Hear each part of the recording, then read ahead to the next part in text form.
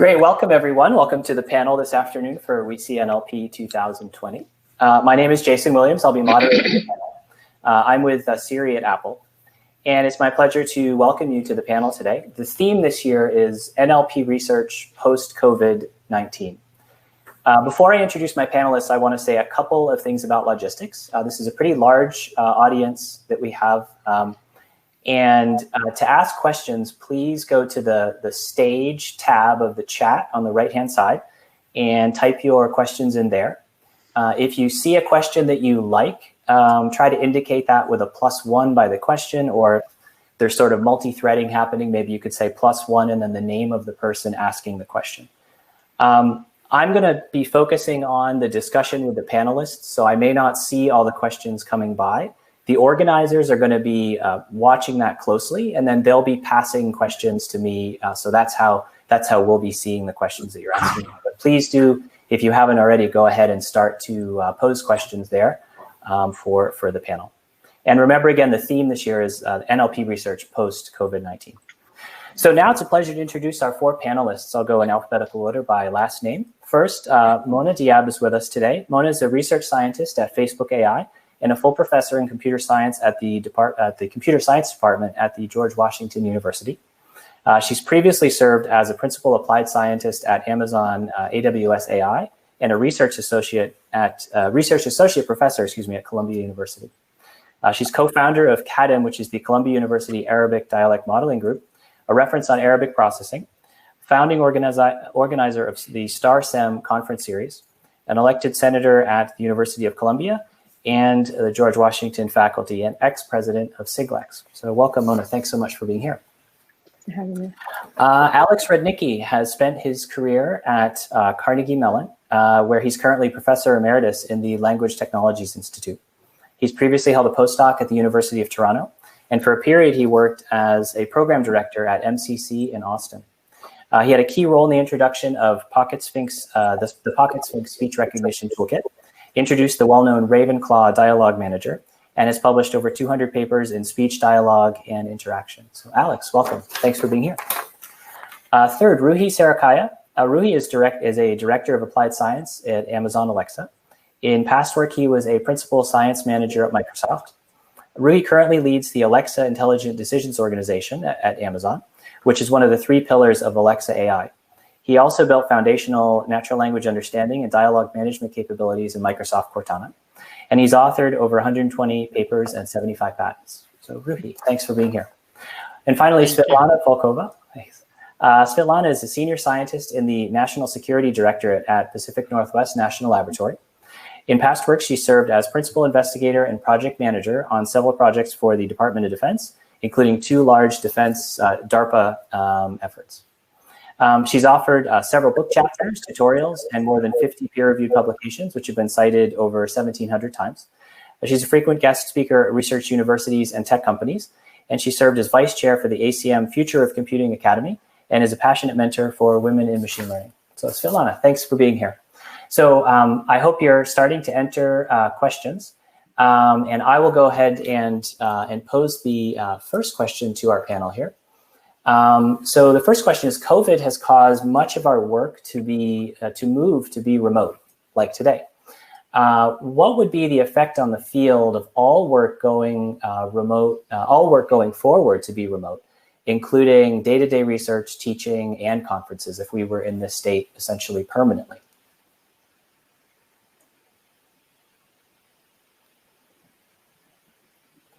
Alex, I think you're on mute. Sorry.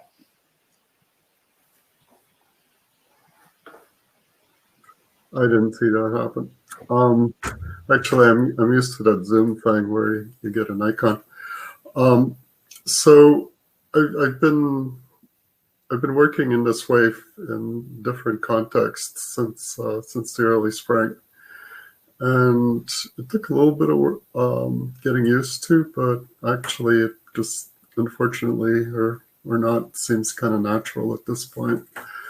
I think the one thing that I've noticed is that the time scale of work is dilated.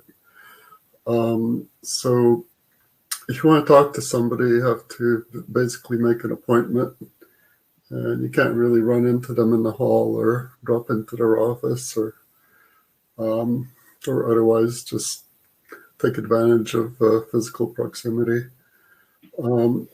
So that sort of bugs me, but that's okay. Stuff still gets done.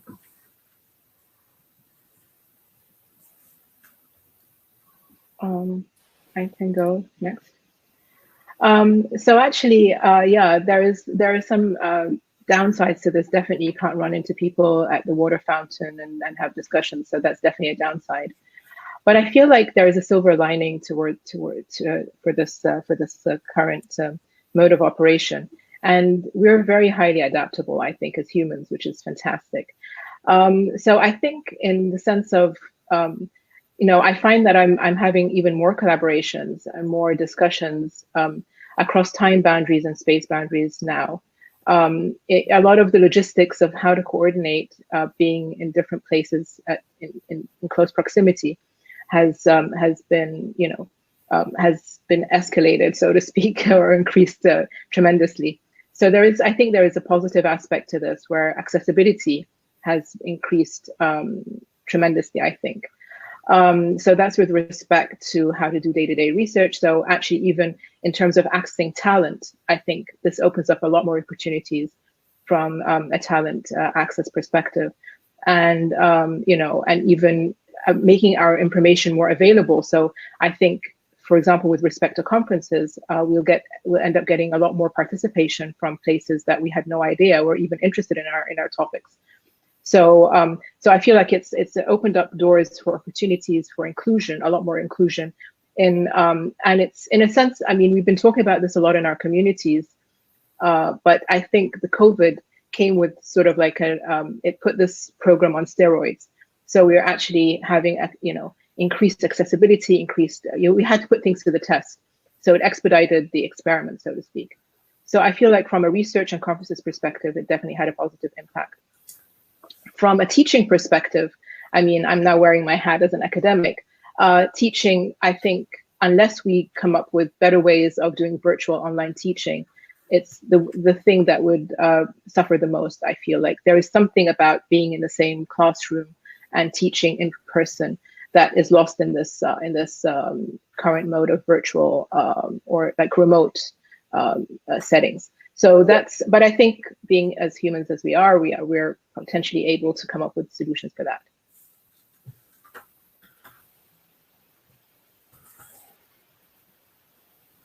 Ruhi or Svetlana, do you want to chime in? Yeah, Sure. I think. Go ahead, Ricky. Yeah. Alex and Juan already covered much of it. I think I believe we are not going to be in this state forever. It looks like it is forever, but I think this is going to change.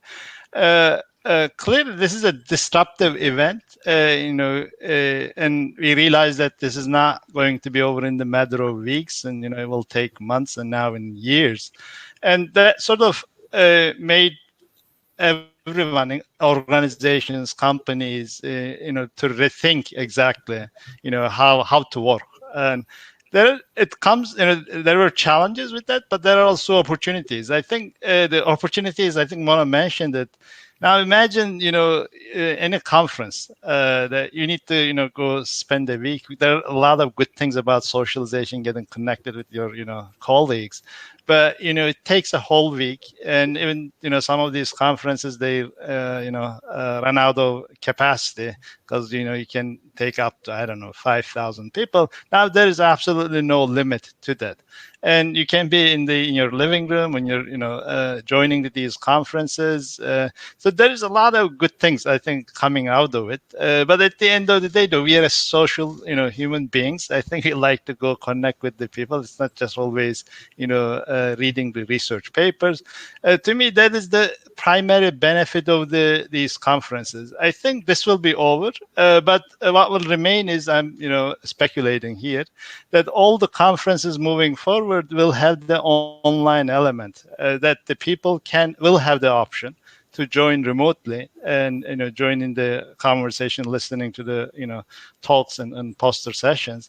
But we will also travel. We like to go meet face to face with our colleagues, socialize with them, see places. So I think it will be a hybrid world moving forward once this is over. Yeah, and I totally agree with everything that Mona and Ruhi said. In terms of day-to-day work, I really miss meeting my team in person, but remote works well. And I think as Mona said, we're super adaptable, and we figured out how to work remotely. Conferences, I would say what I miss the most in conferences and connecting with a larger community. And I think we are not at the stage where we figured out what is the best way to interact during virtual conferences, right? There have been a few in the last 6 months or so, but we're still learning what are the best technology that can help us to enjoy, because I don't think at this point it's super enjoyable. We still struggle and we're still looking for solutions. And the preparation of the conference. So before, for example, to prepare a workshop, there was some workload involved, but right now it's definitely the logistics is intense, and we're still learning how to do that. So organizing a conference, you can get 100 emails in your inbox per day, right, to figure out how to coordinate all of that. But I think we're on the right track, and I think it's definitely having advantage on the technology. Super. Can I add one more little thing that I wanted to mention? In terms of the day-to-day, I think there's another element that I feel like moving to this virtual remote world has put more of an onus on me personally in my communication style. So there are lots of things that I wasn't aware of in the way I communicate with people when I was doing things in person that became more pronounced in this remote setting. So, for example, realizing what I'm saying and the words I'm using and so on and so forth, making sure that I'm more concise, more clear, and so on and so forth. So I think that also there's another angle to this that, especially now with biases and when we talk about managing biases and how we make sure that we have unconscious biases, for example, in this setting, we're starting to be more and more cognizant of these things because you realize you only have very limited time and you want to make sure that you're communicating your messages in certain ways. So that's also another aspect that I think was, expedited in this setting, like increasing the awareness. That's what I mean. I just wanted to support the point that having people essentially all over the world being able to meet for various purposes is really great. I mean, these things were there before, but they always seemed like a bit of a chore. But now it's fairly easy to, talk to somebody in Europe plus the US plus Asia, or at least Eastern Asia. It's great. There are definitely sort of advantages that show up once you start into it. That relates to one of the questions that came in from the audience. I'll read the whole question. Maybe we can spend just a little bit on this. Would COVID-19 foster cross-country university research a bit more? Example from underrepresented countries where the access to top-tier teaching talent itself is hard to attain. Do you see that happening as a byproduct of COVID-19? Well, in as far as this remote model persists, then yes. One of the things I remember from some time ago was as part of ISCA, trying to figure out how to get participation from continents and regions that just weren't there. And that basically meant you would have to come up with funding for participants, students, and so on, which in turn was, not easy. The fact that you can, as long as you have a computer and a bit of bandwidth, you can do it, I think is just really good.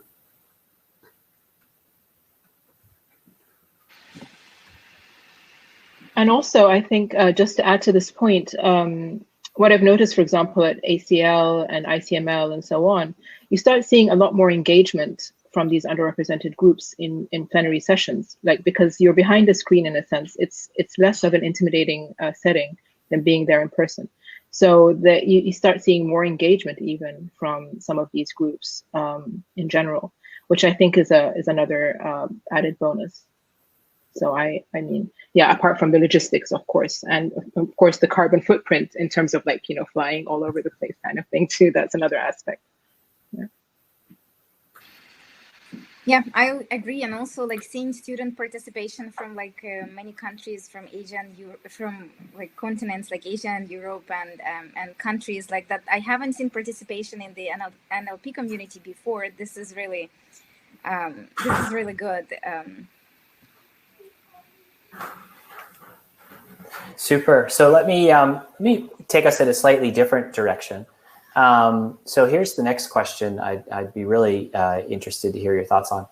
In light of all the effects of COVID, the disease itself, and its broader impact on society, what could our field do to help?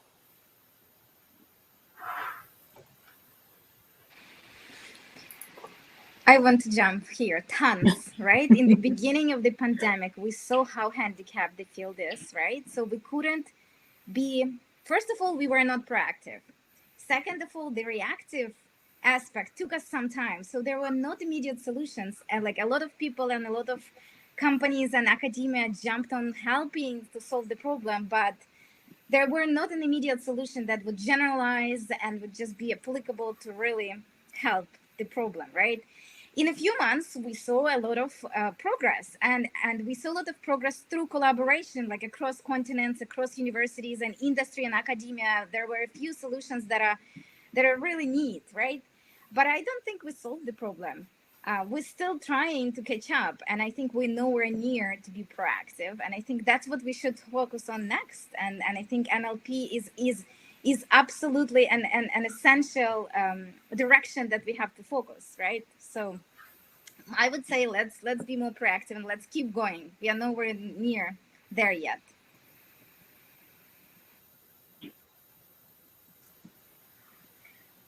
If I can also add to Svetlana's, I think I agree with you, even though, I mean, I happen to be one of the lucky ones who was funded by a DARPA project on how to deal with emergencies and, and how to harness the power of NLP, especially for low resource scenarios around urgency and so on. But you're absolutely right. I think we took a reactive stance, which is, not too bad.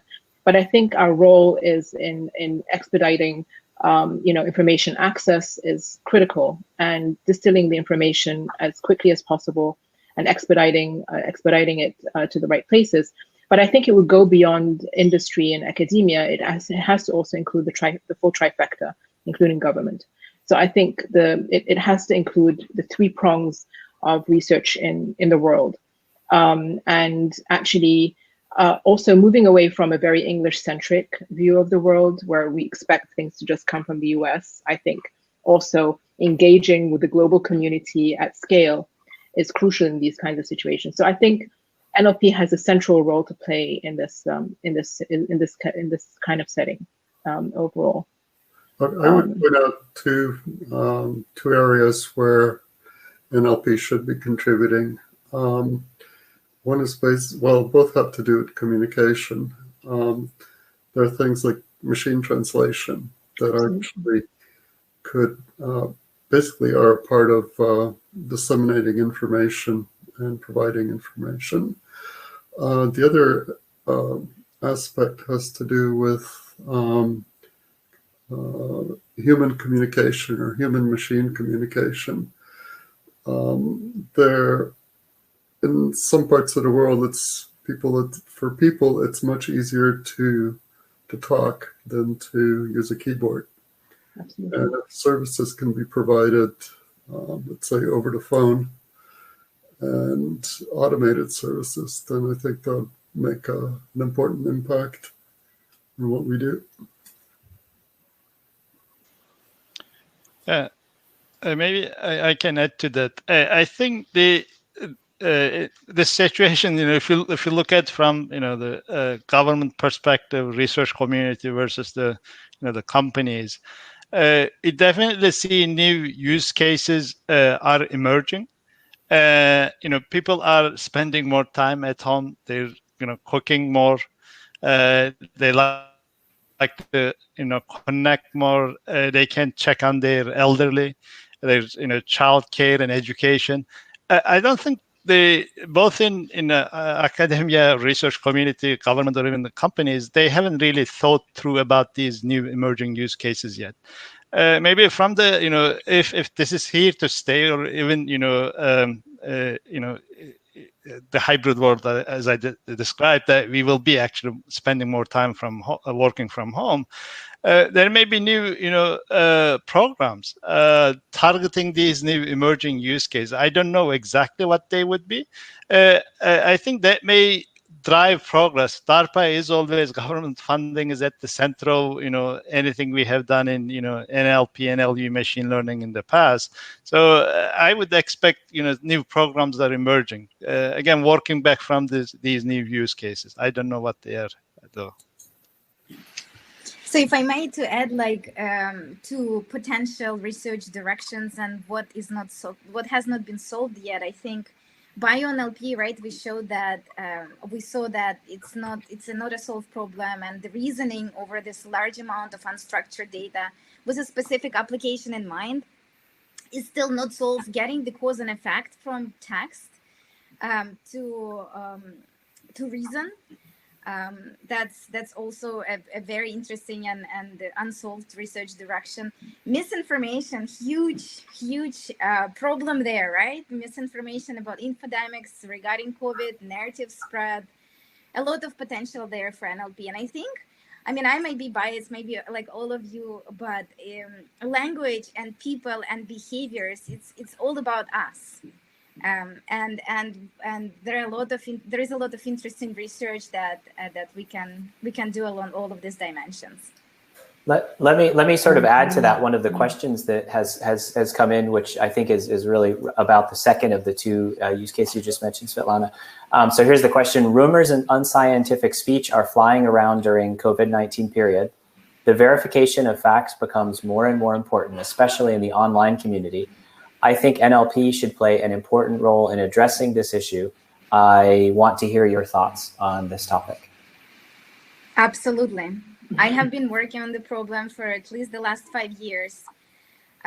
We made a lot of progress, but there is more progress to make. And working, again, looking into going beyond correlations, looking into causality, looking into how information spreads in context, not only looking online, but also looking offline, and see what are the other indicators that contribute to the discussions and the spread online would really help. And going multilingual, in adding to what Mona and Ruhi said, a lot of models and tools have been developed for English, but there are more languages than that, right? And actually trying to detect misinformation and these unsupported claims across many languages is really in need.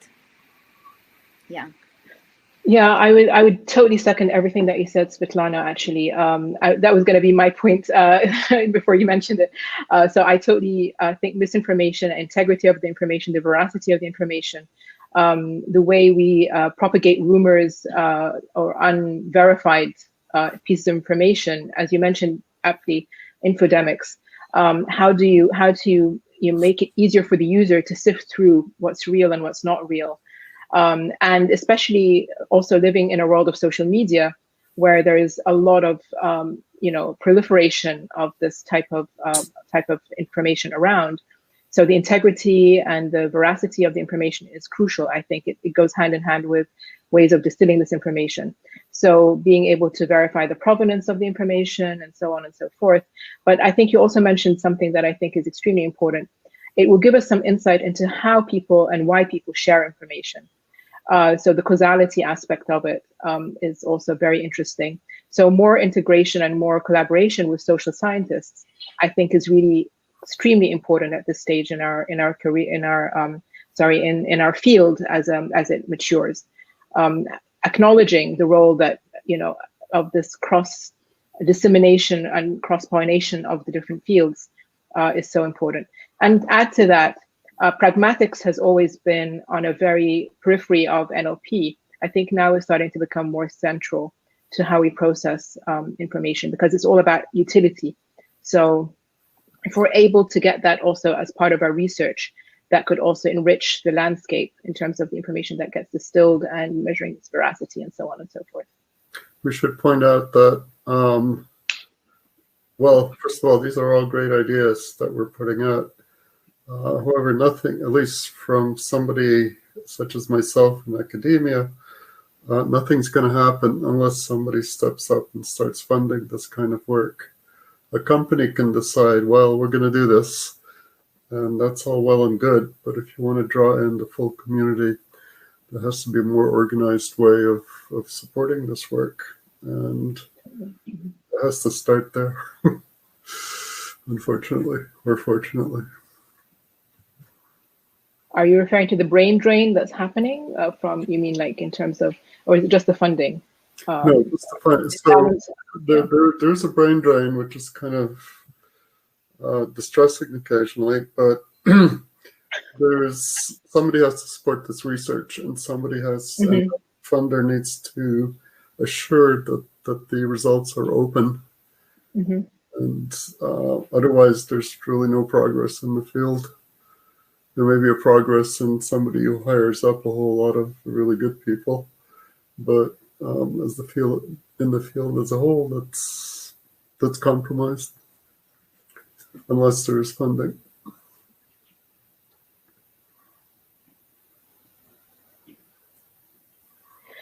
Yeah, so I think you're totally right. I think, again, that maybe needs to have some more coordination, as you mentioned, between the trifecta that I sort of alluded to earlier.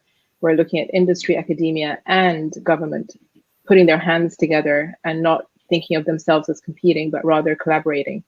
And that could foster these types of programs where it's known that it doesn't have an immediate payoff, but further payoffs down the road.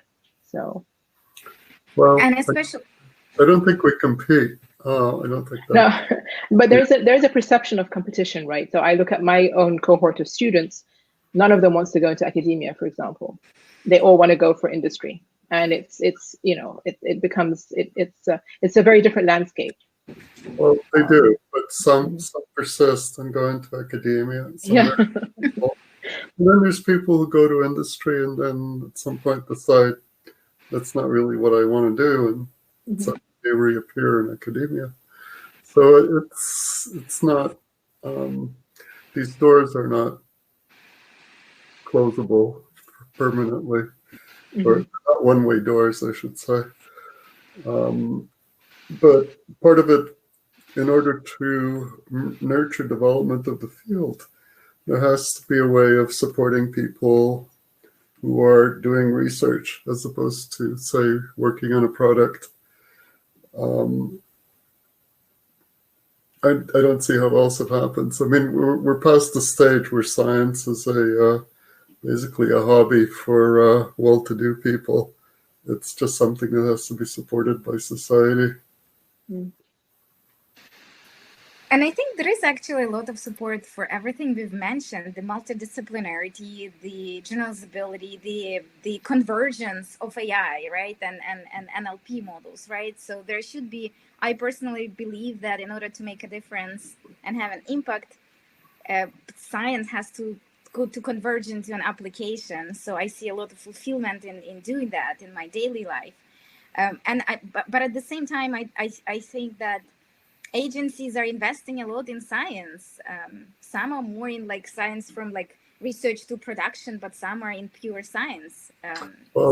Yes, but although I've noticed that you're absolutely right, but the depending on where exactly the funding is coming from, and DARPA is an example, they're all for it as long as there's an argument for it within their organization. As soon as that is not there, then that's it.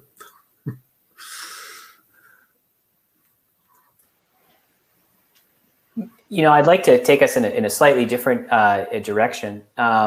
Before we were talking about some of the effects of COVID-19 on the field in general. There are a few more questions that came in that I thought would be interesting to pose. So one of I'll try to cover both of them. You mentioned very positive aspects of COVID. I think what they mean is positive effects on the field. Can you comment on the not so good aspects? I worry about the issues we are starting to see about the setback for women with children during COVID. How can we, academia, industry, and research labs, support women and others having to shift their family workloads? And I think related to this, maybe I'll ask them together, right? So one of them is about family workloads. The other one is about networking and people. You can imagine, particularly people getting started in the field.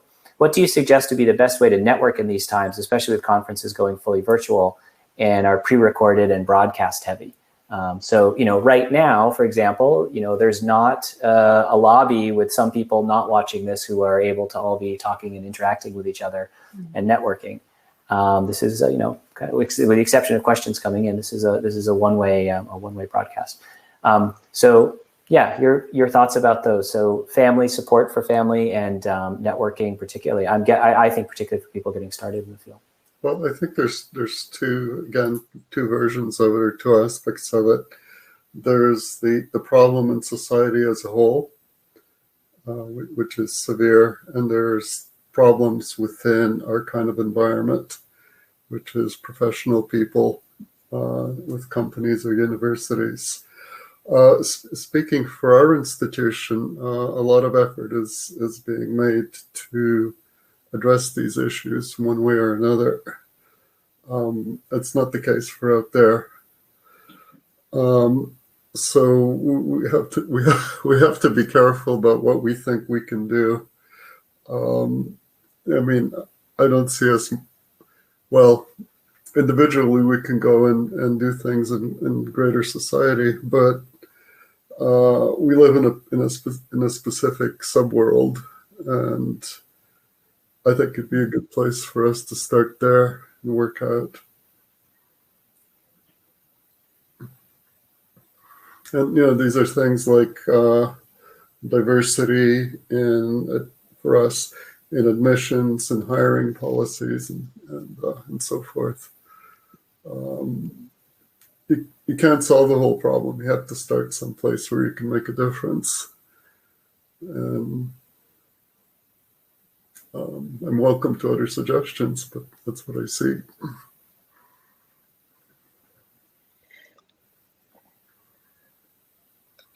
I think clearly when you look at it, there is disproportionate impact of COVID on women compared to men. Right or wrong, women tend to take care of the house chores more than men. They take care of the kids. Now working from home, they need to do that.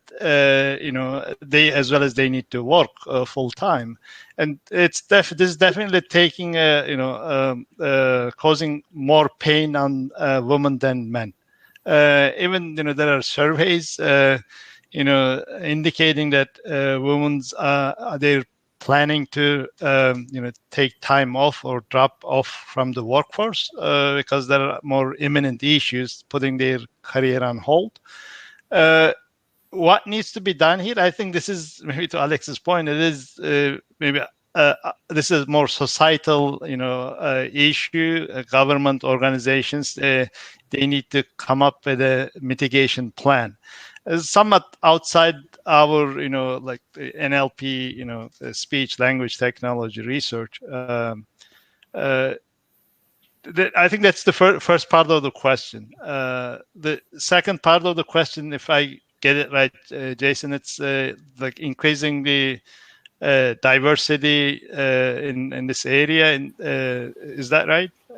I think it's about networking. Now, without the social aspect to conferences, how do people meet and make connections and so on? Right. So this is impacting even the teams right now. I have a big team here, and this face-to-face hallway discussions are missing, and we are trying to figure out what is the best way to get connected. And we are inventing there too. I think there will be more invention. There's of course this virtual, coffee hours, and then we are, ordering pizza at the same time. If there's a happy hour, pizza is arriving, and people are turning on their, camera and chatting. Given that it cannot be in the same space, I think there will be more of those. I see if this is prolonged, that COVID isn't actually mitigated, the vaccine isn't found anytime soon. Yeah, totally agree. We started doing coffee hours immediately when we started being remote, and it helps. It gets us to start the day every day. Absolutely, it really helps. In terms of the effect on I guess productivity, being a woman in NLP, I have a 2.5 years old, and before COVID, I also had a daughter. My way to solve it is to get help from my family. And that's the only way I could function. I started work. I had a DARPA program when Eva was 3 months old, and I got back to work. I think in 6 weeks, I got back to work, even less than 3 months, in 6 weeks. The best solution for me, I think the working solution is to unfortunately outsource. Working from home changed things, but as Mona said, we adapt really fast and we can survive. So I just got used to a new reality when my daughter comes and I have to interact with her, and we just found the way to do that. And I think what is also important is the support from the community. I am super lucky to have really empowering network and empowering colleagues who help. And I think this is really important for women and for anyone, regardless who you are, to feel empowered. And having this environment around you is crucial, especially right now. So I think there are multiple solutions, but I don't think we still see the effect of like the diversity and inclusion broadly, not yet. At least me. Please, if you disagree with me, tell me. But I think in general, like being more inclusive, everyone. It's like all of us can be more inclusive and can be more empowering. And I think we can set an example. I'm setting an example for my team so they can also be more inclusive and empower more. So I think this is really important, setting up the example. Yeah, I would love to. I mean, I agree with everything that's been said in terms of societal policies, being creative in terms of how to communicate more and so on. But I think another angle, especially for the newcomers to the field, I think it's incumbent upon us who've been in the field for a little bit longer to create avenues of networking, in the sense of it doesn't have to be even formal. So we all have LinkedIn, we all have Facebook, we all have other platforms that we could leverage and harness to reach out. So for example, I noticed that, personally, I get access now, requests now to connect with, undergraduates and high school students and even fresh graduates. I don't know if, in general, I never used to pay a lot of attention to this before. I have to admit I'm guilty of that. But now I feel like it's incumbent upon me to be more responsive, to engage more, and to actually correspond more with this new cohort and be more encouraging. I started giving a lot more talks to underrepresented, colleges and, abroad globally. So my point is, like, as people who've been in the field for a little bit longer, we should try to be more creative about mentorship, about connecting, especially for the newcomers to the field. I think that's a very important aspect, given the current situation. And hopefully, as Ruhi has, I love your optimism that we're going to get out of this soon, and the vaccine is going to be out there, and so on and so forth. So, but maybe we'll actually, this whole thing will get us in a state where we reassess how we meet going forward. So that's another dimension that we could even discuss further if you like. Yeah.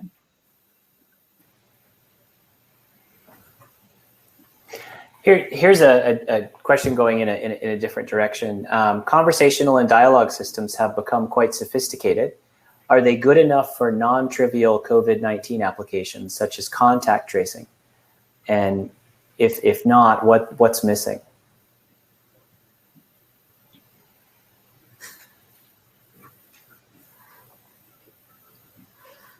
Well, I Jason, put that. No, please go ahead. No, I'm asking a clarification question. What do you mean by contact tracing? Like people communicating with each other, and then we track who's talked to whom? Oh, I interpret contact tracing to mean, let's say that you are found to have COVID. Then there's an effort to establish all the people that you've come into contact with during a period when you might have been infectious, to then let them know that they should either go get tested or be quarantined or to take precautions. And that's a very labor-intensive activity. It's a language-based activity. Typically I think you call people or perhaps text them or email, or it's a lot of back and forth like that. Okay, go ahead, Alex. Sorry, I interrupted. I think Jason said it well. I was just going to point out that I put that question in because I'm particularly interested in human-machine communication. And the contact tracing problem is actually really, really difficult. It sounds kind of straightforward. You sit on the phone and you talk to a bunch of people and you make notes on other people. But managing those kinds of conversations is, I don't know. And from my experience, that would be rather difficult to get something robust together in a short enough time to start making a difference. So that's one of the things about NLP, about our technologies. They work great. They do fabulous on this or that test set, but actually getting the thing out there and doing something that actually makes a difference in society, makes a difference in the world is a whole other level. And how's that going to happen? Especially for all these really cool technologies that are just, showed up on arXiv last week. I don't see a path for that. So what is the path? So I might chime in here. I think I'm a little bit more optimistic. I recognize the complexity of doing contact tracing using conversational AI, but I also think it cannot exist in a vacuum. It has to exist in an ecosystem of trust. So in order for it to be used at scale, in order for it to be used by people, it has to be trusted. And when I say trust, I mean by that, transparency, control, explainability. So it's not just about the technology for specifically, being able to do the contact tracing or the dialogue and engaging with the user. It's also about, adoption, and adoption happens in that whole ecosystem, I believe. So how do we foster that kind of trust is by building more explainable machinery and knowing that their data won't be used in nefarious ways and so on. So there are lots of angles to this that need to be addressed. And I think proactively thinking and considering about these types of dimensions is incumbent upon us, again, as a community to be, engaging with the right ethical types of questions, and in addition to the actual technology itself, obviously. Of course. I particularly feel that things like trust are very important. If you don't, and again, it's empirical. If your system screws up, people stop trusting it. Absolutely. So now what? It's those. Well, that's the problem. How do you address those things? I think the way we address the things through collaboration and multidisciplinarity.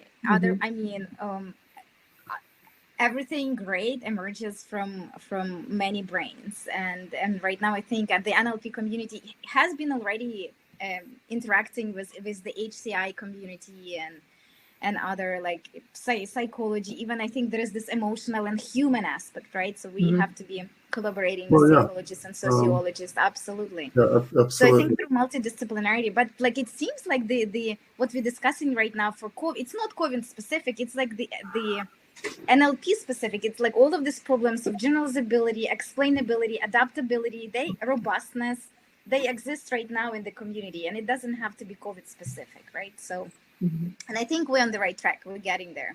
Well, but we have to. I am optimistic like Mona. Yeah.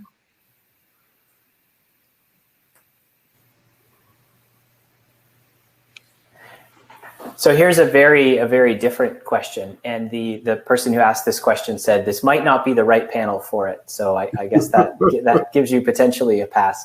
I'm gonna try to interpret the question as best I can, because I think there's a nuance in what they're asking. Literally, it is, there has been some research out today of the power of GPT-3 that is not very good for QA or dialogue systems. I think a high-profile company stated this. Where do you think solution lies? Hybrid, statistical, and linguistic. What is the nature of this? Possibly wrong panel.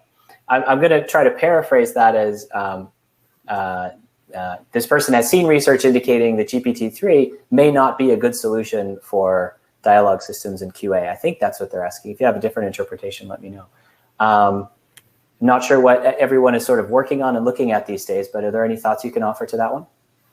Well, I agree. It's not, GPT-3 is not a solution to stuff like dialogue. And there's all sorts of reasons for it, but there's things like context. Those things don't have context. They're basically a static model. It's really huge and sophisticated, but it's basically a static model. It does not move with the circumstances of a particular situation. So, but that's what happens when people talk to each other or talk to machines. So I think it's an important adjunct to the kind of technologies we would want to develop for let's say conversational AI, but it's not a substitute for those things. It's just not. Right. I think when I look at the GP, even take the initial BERT, the advantage of these models are they're trained on unprecedented amount of data, and that is increasing, and it will increase. What it tells is, it knows a lot of words in the world, a lot of sentences, how these words are co-occurring together. And as a result, it has an idea, if you look at a broad and a large amount of data, you're sort of learning the language and the vocabulary and correlation of the vocabulary, how they're fitting together, and you will generate something sensible. But the human communication isn't about, knowing all the words in the world, how they co-occur. There are other, Alex mentioned context, even as simple things as intonation, discourse. These are all things that we haven't quite figured out how to model. At least there's one positive thing about GPT-2 like systems is we have large amounts of text data from which we can learn from. I think if we need something similar for other dimensions as well. Sentiment, discourse, context. If that happens and we can learn it at scale in a task-independent way, and then we weave these things together, then we will be making progress towards that. But still, the human communication is quite complex. But let's keep in mind that stuff like GPT 2 or 3 are really cool, but at the bottom they're essentially classification algorithms. You stick a whole bunch of training data in, and now you have something that does a pretty decent job of interpreting new inputs. And so it's sort of a flow through. it could get really interesting. But basically, it just does pattern recognition in the world on language. It's the stuff that comes afterwards that's really complicated, and that's where the humans are actually good at. I should mention that, you know, I do sort of believe that a whole lot of our life is just based on pattern recognition. You know, when you brush your teeth in the morning or in the evening, you're not trying to figure out the mechanics of it each time. You just know what to do. And large swaths of our life are like that. But that's, you know, so what? What we believe makes us interesting and unique is our ability to go beyond the pattern recognition, create new patterns just by thinking about them. I don't see these techniques replicating that. I could be wrong. So I just want to go back to the original part of your question, Jason. So do I believe like models like GPT-3 or GPT-2 or ILK are sufficient in and of themselves? I think not. I think they need to be augmented with sort of like human knowledge somehow. So I'm a big fan of hybridized methods where you have knowledge guided generation, where you have, for example, how to control what comes out of these machines. So injecting with some linguistic knowledge, injecting with some, human knowledge that would actually guide the technology in the right directions. And that's an avenue that's starting to be getting more and more prominence in the field, which I think is fantastic. Especially, I'm going to highlight work by Yijin Choi from UW, which I think is really, really interesting around how to manipulate some of these self-supervised models in interesting ways.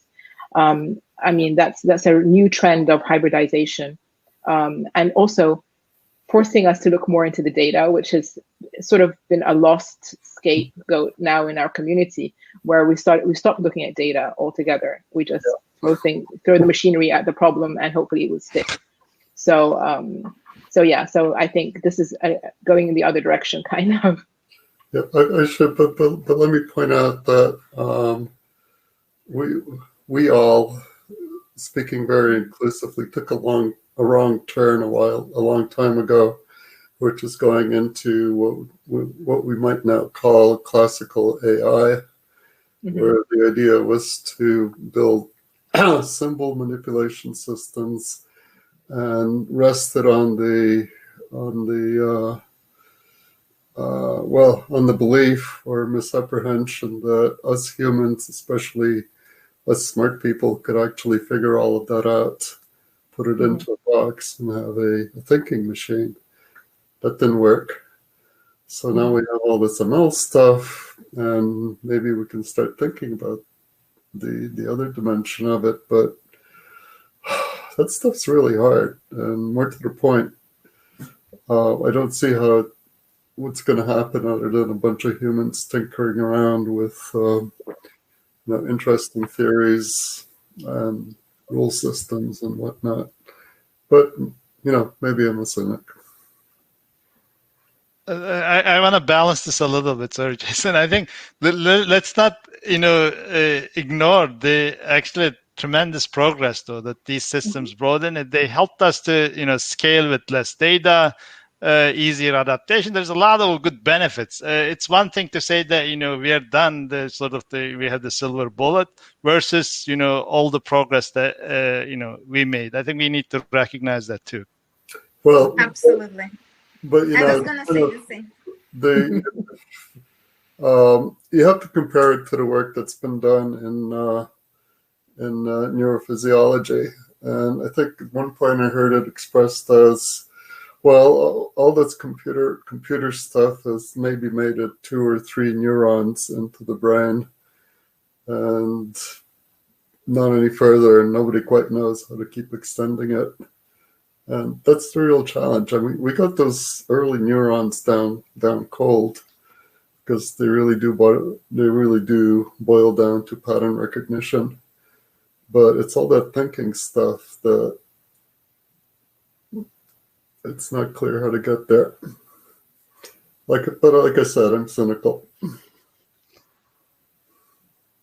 I just wanted to add that I didn't have expectations for the GPT-3 model to be able to reason, and there was a great New York Times article that kind of highlights of all of the limitations. But I totally agree with Ruhi that it's a great. I mean, we are using it every day, and like it's helping in many applications. But at the same time, it's not a silver bullet. It's not a solution yet. Yeah. Well, we figured out how to build cars and airplanes, and those are really fabulous. But you know, they solve particular problems that we as a society have. But if we want to, you know, seem like we're going deeper than that, then I don't know. Let me try to connect this to a question that's on my mind. If a PhD student who's just starting came to each of you today and said, "What topic do you think I should work on?" what would your advice be? Well, the standard answer would be, "Look, I have these problems. I need somebody to work on. Which one do you want to work on?" So it's in some sense it's parochial, but I don't know. It depends. To me, it would depend on the student. You know, you spend a while talking to each other, and then suddenly there's an interesting problem that neither of you really thought of that pops up, and that's what they should work on. Again, we're not recognizing. It's not a recognition thing. We just throw ideas around and notice directions in which they should go, and it's really fascinating. I mean, how does that happen? I don't know. But that's I think where we want to be eventually.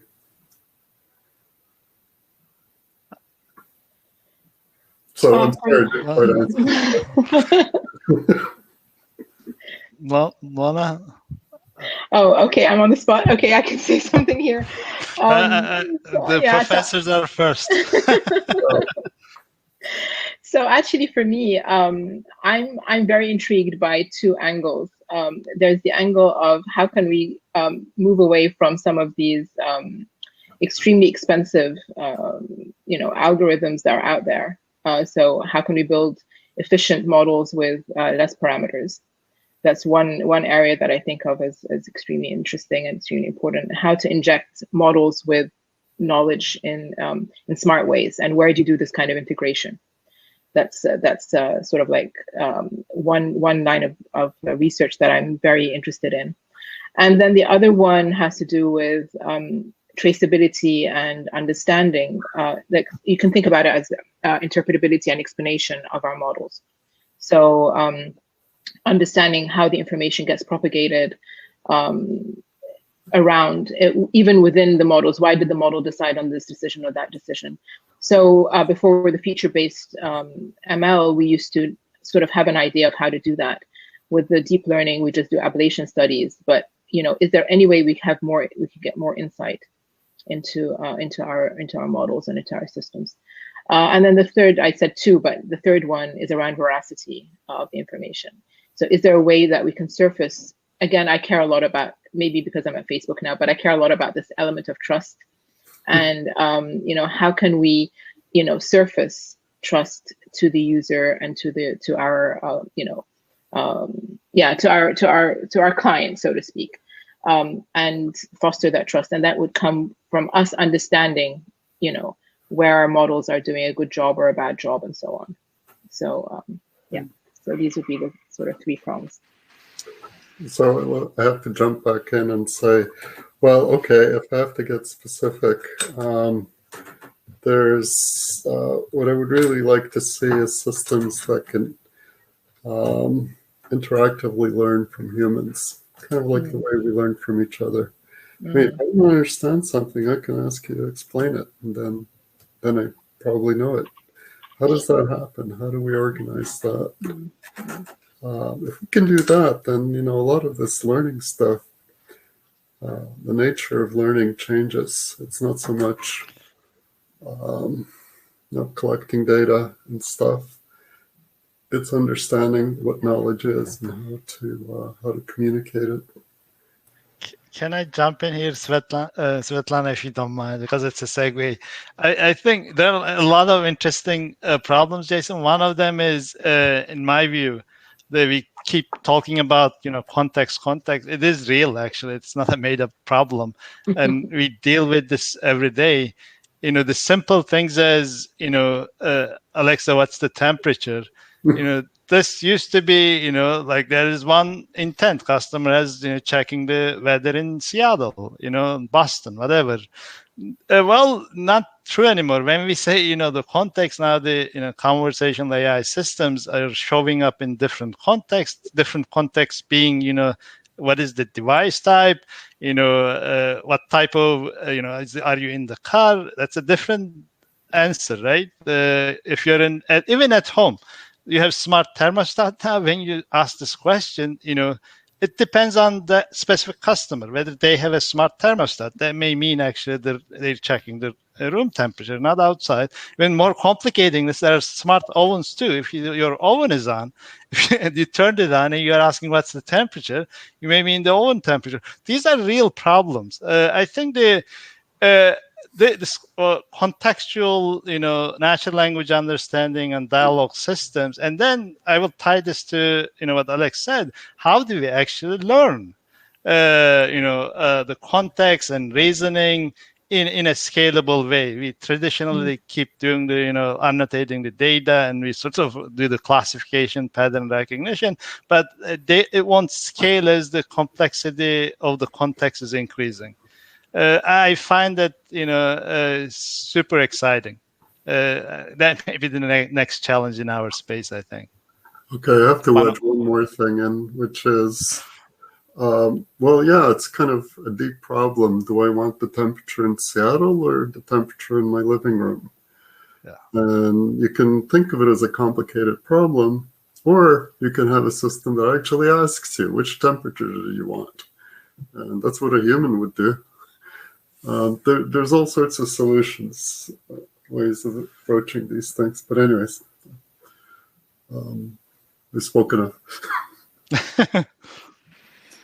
What I would say to a student, probably any problems that and any solutions that will get us close to system to intelligence. I don't know whether people believe in it, so there may be like people who don't, but actually everything that you just mentioned, I think applies there.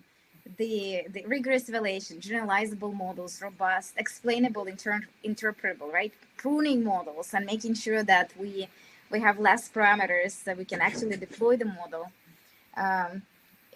Injecting models with knowledge, reasoning, common sense, like Ruhi said, common sense, everything I think will get us closer to this more, I guess, generalizable intelligence. Yeah. Great, thank you. So there are a few more questions that have come in that are related back to the theme of the panel. So I'm gonna turn back to that. This question is: what are some of the success stories you have seen in NLP to address problems related to COVID? I guess maybe this implies that you have seen success stories. So maybe my question would be: have you seen success stories in NLP to address problems related to COVID? I have seen several, both in academia and in industry, actually, which is kind of impressive. And I've seen around machine translation where there is a sort of like a consortium of different companies working on how to get information translated as fast as possible to lots of languages, whether coming from the US or from around the globe. And it was like a consortium among companies, including Amazon, Facebook, Google, with Translators Without Borders. So, and they published work around that. So this is something that I found to be extremely refreshing. So that's a success story. I've also seen dialogue systems that come out of academia as companions for people feeling lonely. So there is work from HKUST, Pascal Fang's group that built chatbots that could help keep people company when they're feeling lonely. There is also work by Hung Ji and her group from UIUC around knowledge graphs of how to connect different types of information, events and people and so on in this COVID era. So I think these are some of the three. I'm just noting only those three, but there are lots of success stories. But I think these are the ones that resonated a lot with me, at least the ones that I've taken close note of. Yeah, you just mentioned two of my success stories, absolutely, around knowledge graphs and around like the chatbots from Pascal's group. And also there have been work by Srijan Kumar from Georgia Tech. They looked into hate speech around COVID, like at scale.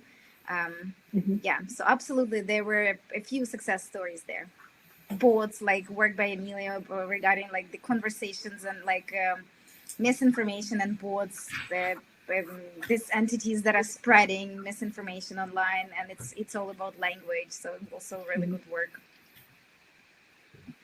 And I'll just do one more plug-in here. So actually, lots of other initiatives emerged. So for example, the initiative around misinformation from Facebook, which was made public, that I think was, even though probably it was in the works from before, but it actually was made very prominent during the COVID time. So making sure that people get the right kind of information from trustworthy sources.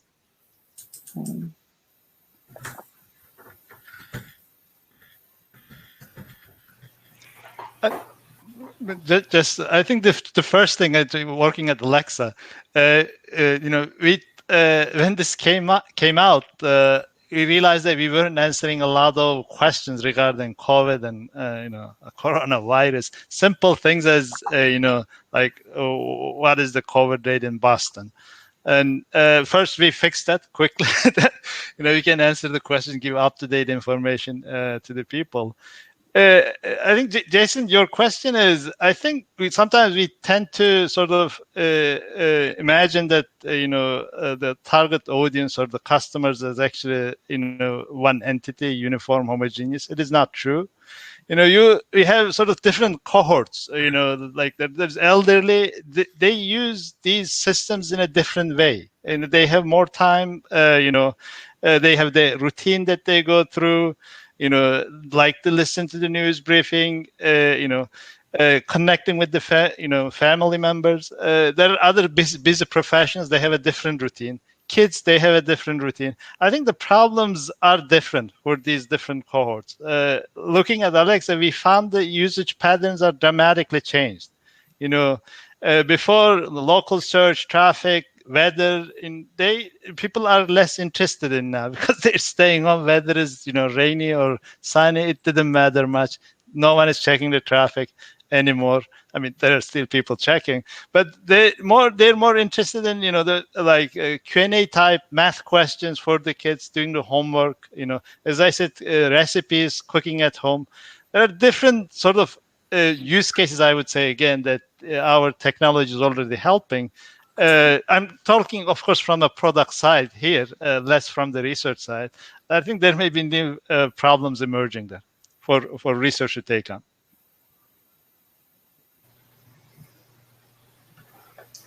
Well, I guess sort of tangential to that, another question is related to how our field can help. Should there be a big shift toward bio-NLP?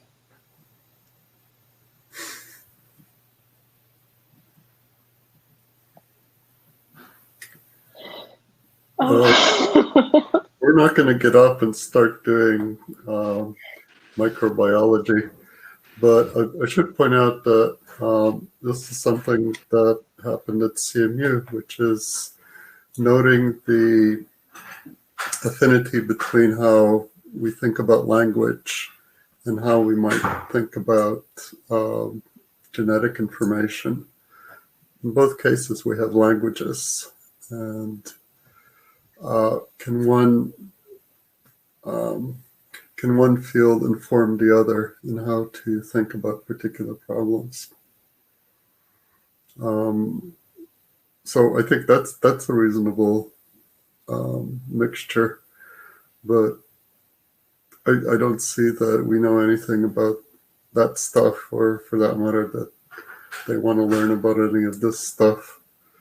So think it's just talking to each other is the first thing. So I can chime in here a little bit. So I'm interpreting what you mean is like big shift, meaning what? Is that like make it a big focus? It is a big focus within our community, I believe.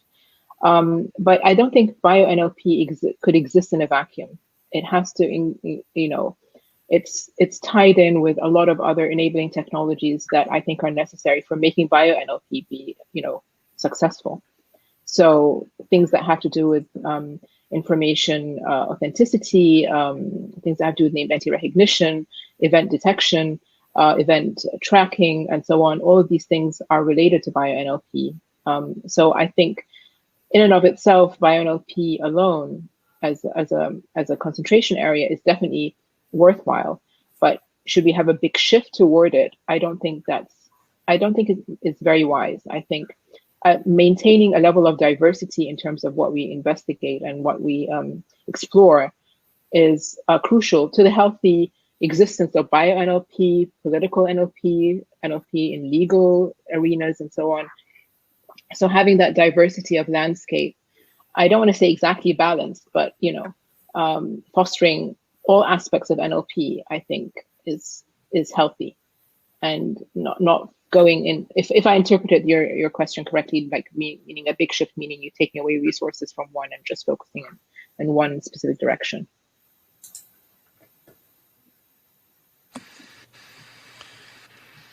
If you look at the history, there's a lot of transition or osmosis of the information from these different fields. If speech community, speech recognition, dynamic programming, and the sources is actually in communications theory. We sort of use that a lot, and then later, in bio NLP sort of came out, and they tend to, took these techniques that are developed in one field, in one discipline, and they try to apply it successfully to their own problems.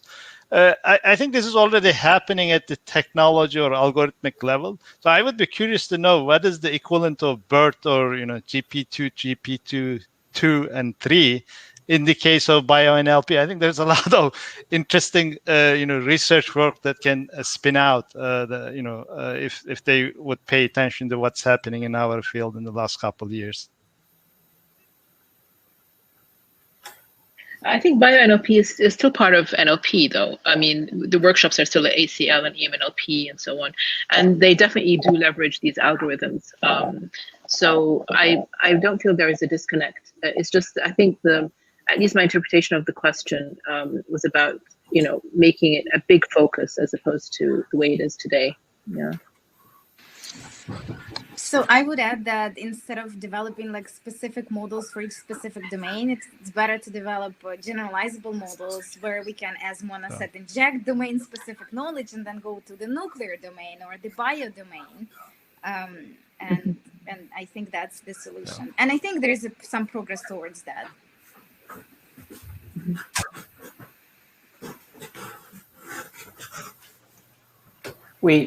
We just had I think an interesting question come in. If you could, and I'll sort of paraphrase it, if you could rewind time by 1 year to be 1 year before COVID, before the outbreak started, what would you have done differently research-wise?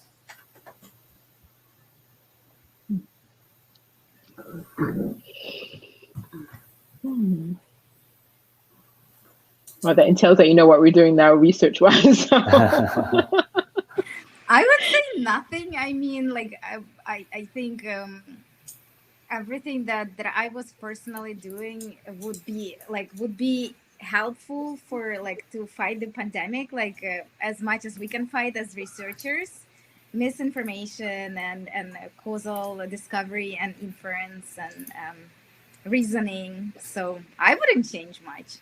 I love what I do.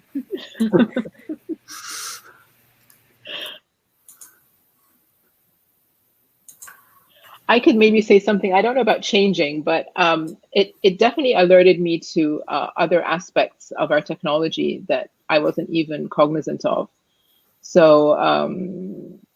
so for example, how could we leverage our own technology to improve, for example, virtual meetings? You know, is there a way to, I never used to think about virtual meetings. Zoom was never on my radar screen, so to speak. So now whenever I open up a Zoom connection, I'm like, okay, we could use NLP to do this, to do that, you know, could improve this, could improve that. It would be great if we could get a summary of the meeting. It would be great if we can get people to speak to each other in different languages in the same, you know, in the same meeting. So it started opening up my eyes to other things that I wasn't even thinking about. So I guess it's not answering your question. I'm going in the flip direction of like, what did it do? But did it really affect what I'm doing right now? It just, you know, basically opened up my eyes to new opportunities that I wasn't even thinking about as relevant to my life or to the way I work, for example.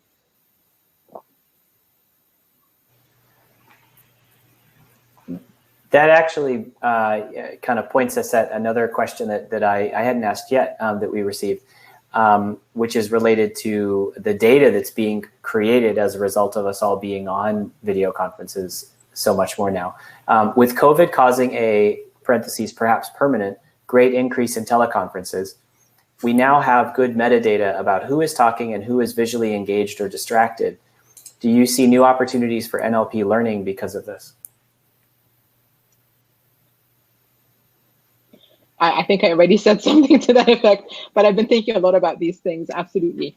So, you know, how could we use that information to improve and make our meetings more effective? How could we actually, you know, basically leverage the power of our technology to improve and to increase our level of collaboration and actually go beyond the language barriers? So now that, you know, could I be collaborating with somebody who's speaking Urdu? And they speak in Urdu, I speak in Arabic, and they speak in French, and we just have one conversation in one setting around our research work. So, you know, transcending language barriers in these virtual meetings. And of course, by extension, even to conferences and so on. So there are lots of aspects that, you know, could expedite the research that we're doing. So for example, simultaneous interpretation is something that I think a lot about. And as I think, Alex, you alluded to this at the beginning of the meeting, you know, a lot of people in the world don't even read and write, you know, like we just take that for granted, but, you know, most people rely on speech. So can we, you know, expedite speech technologies in these platforms in interesting ways that could, you know, give more access to people in underrepresented cohorts of communities in general. So yeah, so.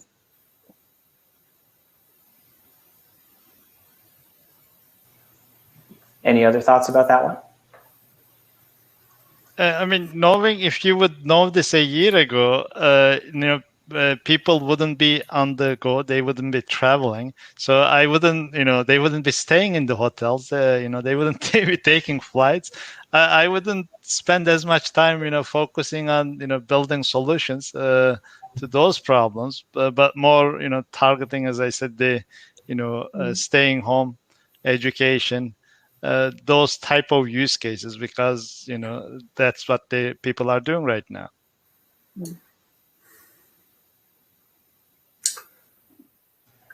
Well, that sounds good, but a lot of these things, like, we just don't know. We're not the experts.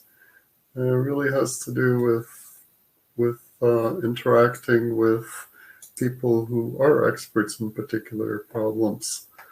I mean, I do this myself. I go, wow, you know I can solve this problem just by pulling this thing out of my toolkit. But actually, that's not true. There's so much more that has to be done. So much more understanding that has to be in place. So that's just basically a caution. I want these things to happen, but we need to understand the process of essentially gathering the right kinds of expertise to do these things. And, you know, perhaps discovering that actually we're just one cog in a much larger machine, which is okay.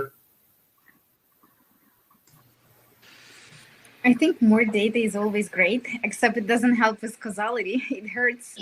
But I think like speech, I'm not a speech person, so, but I bet like my colleagues would say that absolutely, let's have more speech data and let's try to use it.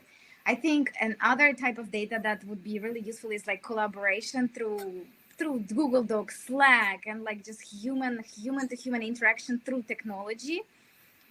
Has a great potential. We haven't had that much data of such kind. And I think it will open a lot of potential to study this data. So I think there is a lot of potential.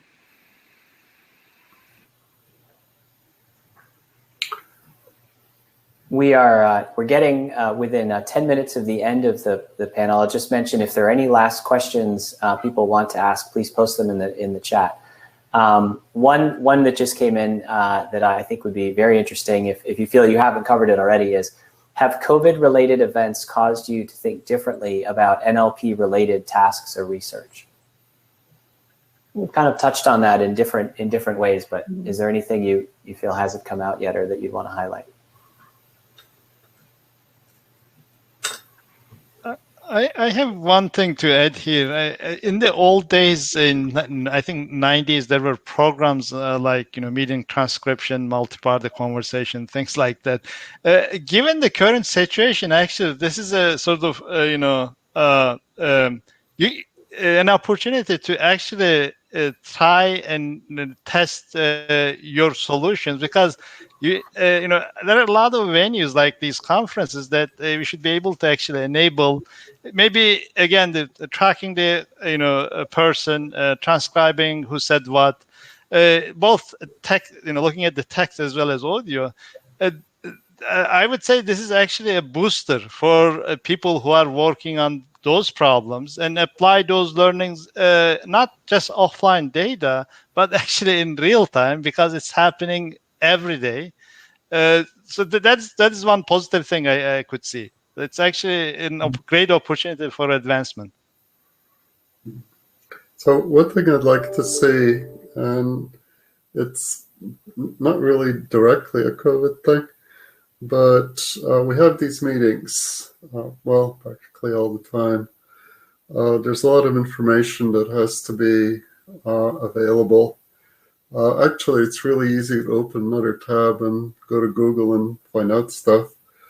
But what I think would be really interesting is to have agents that are participating in these meetings, answering questions, offering information. And that would require actually understanding what it is that people are talking about, which to me is an NLP problem. And once you have a grip on that, then you can start thinking of how the things that NLP is notionally good at, such as finding information, can be brought into that environment and just make us definitely more productive, but just make any kind of situation where people interact just work better. Yeah, the other thing, I think we mentioned it in bits and pieces, is the ethical dimensions of AI were mentioned. I mean, that's kind of like making a big it's taking center stage now in AI in general. And it's getting more and more voice in NLP. And I feel like COVID also expedited that in a way that, was, I don't know if it's a cause and effect or it's just a coincidence. But I feel like there is, we're starting to think more responsibly as a community, or at least it's getting more prominence in the way we think about problems and the way we think about solutions. Yeah. So I have one here that seems very interesting. I'm not sure if how well people are situated to answer, but I think it's a very interesting question. COVID has led to even higher depression and other mental health issues. Are current NLP technologies ready to be used for therapy? Therapy. There are lots of ethical dimensions to that. But the thing is, I mean, I work specifically, one of my students works on PTSD and schizophrenia detection. and we look at this problem very closely. Detection in and of itself is still problematic because there are all kinds of signals in the language, like sarcasm and so on. So, and there are also ethical dimensions of how do you identify somebody who has, symptoms of this, that, or the other, let alone, suggest cures. But with a human in the loop, maybe they could serve as potentially support to physicians in ways that could, expose them to more data related to patients and so on. Mm-hmm. So, but in and of themselves, I don't think we're anywhere close to, having standalone systems that could broach on this subject. But I've only looked at these two things, But I do agree that there's a role for the technology in those environments, mm-hmm. Assisting in diagnosis, providing information, mm-hmm. Even simple things like following up with patients to mm-hmm. see if they're on their meds and so on. These are all doable with these kinds of technologies, mm-hmm. but the key is, as you point out, is that there should be a human there that basically acts as the provides the judgment on mm-hmm. Taking action on the information that's being generated. Yeah, there's definitely a sweet spot. Yeah. I just want to second and say that we made huge progress in the NLP community to help with mental health. There are the existing solutions. Detection is not solved yet, but there is a lot of progress, and we mm-hmm. should be proud of what we've achieved. We're nowhere near to allow this therapeutic recommendation, right, and assistance. And this is not the only problem. Not only the problem of NLP.